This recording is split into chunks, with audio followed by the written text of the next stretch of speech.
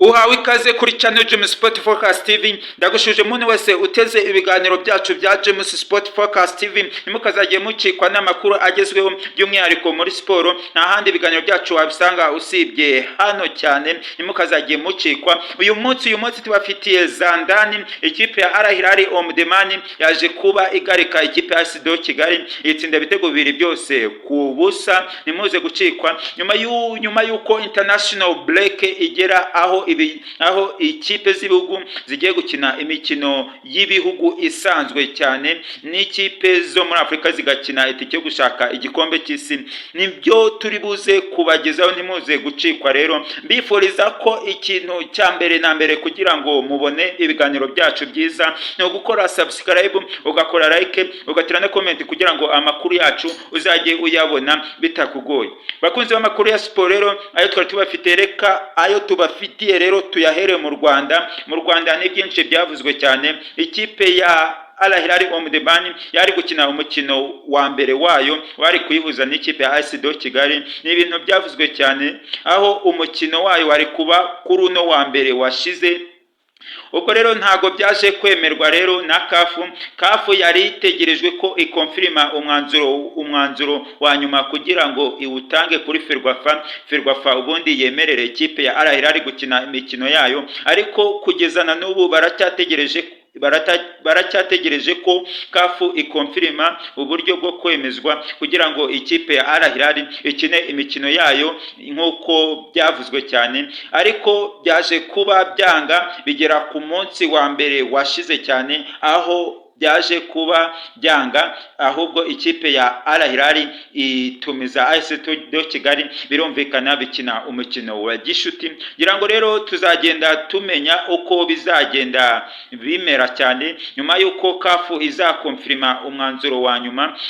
Ubwo bizaba byemewe ko ikipe ya Al Hilal yo muri Safu Sudan izakina shampiyona nk'uko byemejwe, nk'uko bizagenda byemezwa n'agashyirahamwe gashinzwe gutegura imikino mu Rwanda, nta kandi ni Ferwafa. Bakunzi b'amakuru ya siporo rero nuko bimeze. Umukino ikipe ya Al Hilal yakinaga rero wa gishuti yaje kurangira ikipe ya Al Hilal itsinze ikipe ya AS Kigali ibitego byose bibiri ku busa. Match yagaragaye ko ikipe ya Al Hilal izatanga akazi muri shampiyona y'u Rwanda. Shampiyona yacu izaba iryoshye, tuzabona match zizaba zishyushye cyane bitewe n'aya makipe abiri yiyongereye muri shampiyona y'u Rwanda. Bakunze amakuru ya siporo rero, reka ayo tubafitiye tuyerekeze ku ikipe y'igihugu. Ikipe y'igihugu nta bindi biri kuvugwa rero, biri kuvugwa ko international break yageze. Ese habaye iki? Ni ukubera iki ikipe y'u Rwanda idafite imikino ya gishuti iri gukina? Ibi rero turabikesha ikinyamakuru Igihe cyaje kuba kiduha amakuru agaragaza ko ikipe y'igihugu nyuma y'uko ititwaye neza yaje kuba birangira nta mikino ya gishuti ihawe n'agashyirahamwe ka Ferwafa bitewe n'umusaruro utari umeze neza, kandi ibi bigashyira akadomo n'uburyo yagiye iva mu marushanwa, uburyo yitwayemo itsinzwe n'ibitego byinshi cyane. Ariko iyo ikaba atari impamvu cyane, ahubwo ari uburyo bwo guspendinga amafaranga menshi n'uburyo bwo kuba bazitegura mu yindi minsi. Ariko bikaba byaje gushyirwa akadomo ko ikipe y'u Rwanda y'Amavubi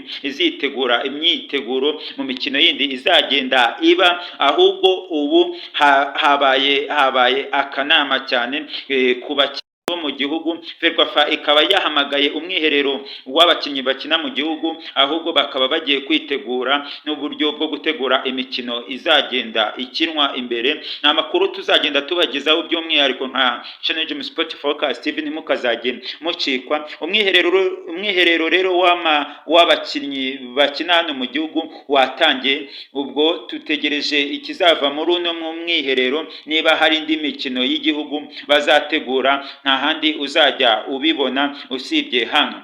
Abakunzi b'amakuru ya siporo rero ayo tubafite reka ayo twari tubafite mu Rwanda reka tuyasoreza aha, ariko mberekeze i Burayi. Nta bindi biri kuvugwa rero. Pepe Guardiola yasereburaga imikino igihumbi atoje kuva yaba umutoza. Iyo mikino itatu mu mikino itatu yakinaga rero yagiye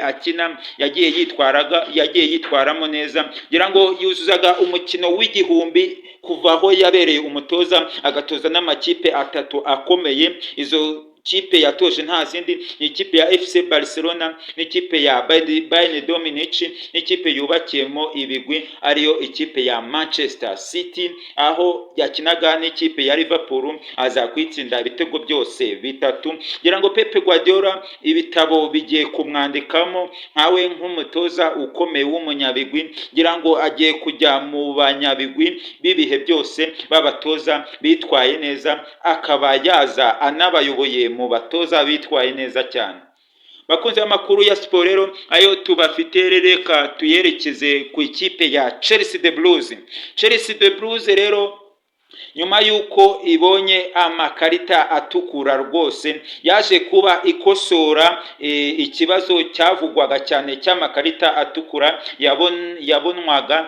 yabonwaga n'abakinnyi bayo b'ikipe ya Chelsea. Ubwo rero byaje kuba bikosorwa rero nyuma yuko bakinaga n'ikipe ya Karabage muri Champions League, bakaza kuba banganya ibitego 2-2. Nta karita y'umutuku ikipe ya Chelsea yigeze ibona. Baza gukina n'ikipe ya Sunderland, ibasanze ku kiraro ihabatsindira ibitego 2-1. Nawo uwo mukino nawo waje kurangira Chelsea itabonye ikarita itukura. Match baheruka gukina muri no weekend ishize rero yaje kuba bishyirwa akadomo, bigaragara ko Enzo Maresca yakosoye amakosa.